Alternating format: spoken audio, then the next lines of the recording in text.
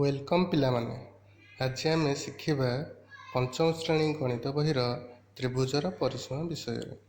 ତାହେଲେ ଆରମ୍ଭ କରିବା। ଏକ ତ୍ରିଭୁଜ ଅଙ୍କନ କରିବାକୁ ହେଲେ ଏକ ସମତଳରେ ଥିବ କିନ୍ତୁ ଏକ ସରଳ ରେଖାରେ ନଥିବ ତିନୋଟି ବିନ୍ଦୁ ଦେବା। ସେମାନଙ୍କ ନାମକରଣ କରିବା କ, ଖ, ଗ ବିନ୍ଦୁ। ତେବେ କ, ଖ ରେଖାଖଣ୍ଡକୁ ଯୋଡ଼ିବା। ସେହିପରି ଖ, ଗ ରେଖାଖଣ୍ଡ ଅଙ୍କନ କରିବା। ତାପରେ ଗ, କ କୁ ଯୋଡ଼ିବା। କ, ଖ, ଗ ତ୍ରିଭୁଜ ଆମେ ପାଇଲେ। ତାହେଲେ এই କ, ଖ ରେଖାଖଣ୍ଡକୁ ତ୍ରିଭୁଜର ଏକ ବାହୁ, ସେହିପରି ଖ, ଗ ଏବଂ ଗ, କ କୁ ମଧ୍ୟ ତ୍ରିଭୁଜର ଏକ ବାହୁ କୁହାଯାଏ। ତାହେଲେ ଆମେ ତ୍ରିଭୁଜର ତିନି ବାହୁ ପାଇଲେ। ସେମାନଙ୍କ ପରିମାଣ ଯଥାକ୍ରମେ 14 ସେମି, 16 ସେମି ଏବଂ 15 ସେମି। ସ୍କେଲ ସାହାଯ୍ୟରେ ମାପିଲେ।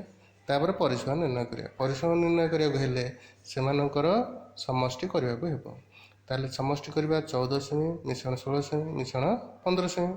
ଆମେ ପାଇଲେ 45 ସେମି। ତାହେଲେ ଏକ ତ୍ରିଭୁଜର ପରିସୀମା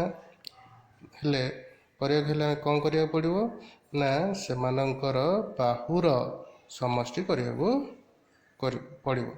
ତାହେଲେ ଗୋଟିଏ ତ୍ରିଭୁଜର ପରିସୀମା କହିଲେ ଏହାର ତିନି ବାହୁର ସମଷ୍ଟିକୁ ବୁଝାଏ। ତାହେଲେ ସେହିପରି ଆମେ ତ୍ରିଭୁଜ ଅଙ୍କନ କରି ପରିସୀମା ନିର୍ଣ୍ଣୟ କରିପାରିବା।